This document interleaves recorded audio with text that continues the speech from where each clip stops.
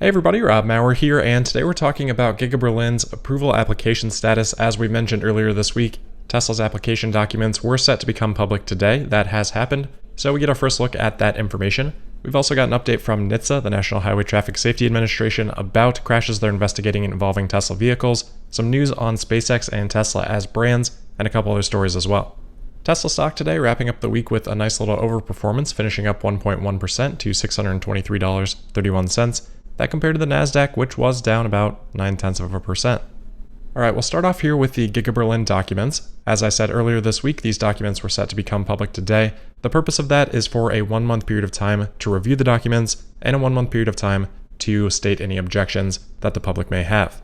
If you do want to look through the documents, I'll put a link to those in the description today, but after looking through them initially, the 2-month timeline does make a lot more sense. There are literally thousands of pages here, and while I'm not entirely sure why the public needs that level of detailed information, it is a lot to review.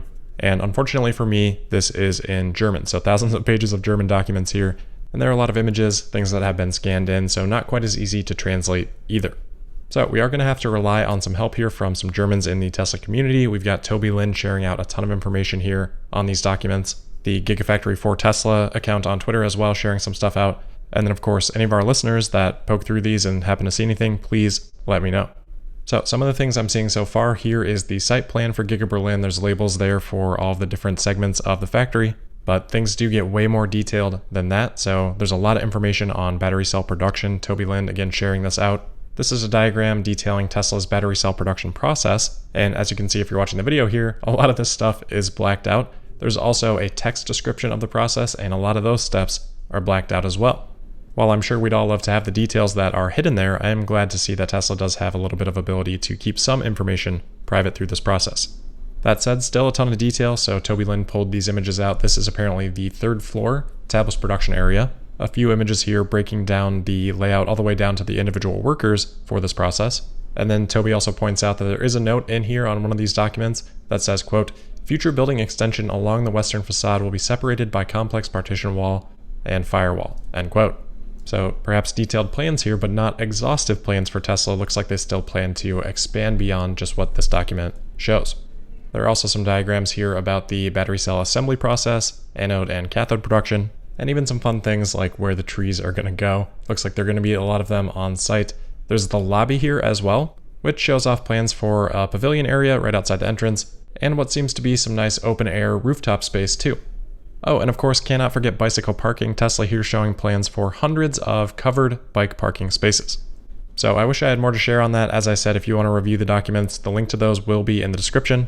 I'll be keeping an eye out for any more information as people continue to absorb these documents, and certainly will pass anything interesting along. All right, next up here, just a quick update from one of the Plaid owners from the delivery event, Omar Salton. We talked about his initial review before. He's got an update here after the first few days, and just because yesterday we talked about the Motor Trend and Jasem Chimni initial reviews that both said that they didn't really love the yoke so far, Omar here saying, quote, "So it's been a week since I picked up the car. I've driven about 400 miles total and about a dozen trips of any meaningful length. Too long didn't read. I am feeling very comfortable with the yoke and the stockless scheme. By no means perfect, but I have mostly stopped thinking about it in daily driving," end quote. So this is what I expressed as my expectation yesterday. I think people will just get used to this over time, and just in the first 400 miles there, it sounds like that's already happening for Omar. 1 week and 400 miles is really nothing in the grand scheme of ownership of the car. So the adaptation there is happening really quickly and suggests a good trajectory around getting comfortable with the yoke steering. In this Reddit thread, somebody also asked if it was quieter at highway speeds compared to his old Model S. Omar said it's certainly quieter than my old P85 Model S and quieter than my wife's Model X P90D. He does also note that active noise canceling is not enabled yet, which is something we had previously talked about. Next up here is an article published by Reuters overnight. They have confirmed with NHTSA the number of crashes involving Tesla vehicles that NHTSA has investigated. So NHTSA has apparently opened 30 investigations into Tesla crashes involving 10 deaths since 2016, where advanced driver assistance systems were suspected of use. They say that of the 30 crashes, NHTSA has ruled out autopilot in 3 and published reports on 2 of the crashes. So I think that means that there are 25 pending. Reuters says that previously there were 24 pending out of 28 investigations, so that's where I'm getting to the 25 pending now. And apparently 8 of those have been opened since March. In addition to the 30 Tesla investigations, NHTSA has also opened 6 investigations into other crashes involving advanced driver assistance systems, 2 Cadillac vehicles, 2 Volvo XC90s, one of those was Uber's, then a Lexus RX, and a Navia Arma. So while those stats might make it seem like Tesla is getting in more accidents or NHTSA is specifically targeting Tesla, I believe neither of those is the case. I think that's more demonstrative of the fact that advanced driver assistance systems are just not as prevalent in other non-Tesla vehicles, and those that are likely seeing a lot lower levels of utilization. That's my assumption based on the information that we have there. Maybe that's not the case. Maybe it is one of those former things, but certainly we know Tesla is accumulating by far the most miles on a driver assistance system. So for them to have the most crashes or to have the most crashes investigated is not surprising. Also nice to see Tesla stock shake that off again with the overperformance that it had today, despite that article coming out overnight. Next here, just a little bit of insight into the respect that Elon Musk's brands have garnered over time. So this is a survey from 6,500 respondents, more than 200 brands, conducted by a marketing agency by the name of Strawberry Frog. Based on the responses, then they put together what they're calling their Purpose Power Index, which they say is based on 4 main elements, standing for more than just making money, improving the lives of people and communities, benefiting society as a whole, and changing the world for the better. And on this index, SpaceX ranks 3rd, and Tesla number 9 again of 200 companies. SpaceX lost out to 7th Generation and Tom's in the 1 and 2 slot, Tesla at 9 coming in just behind Allbirds and 3M.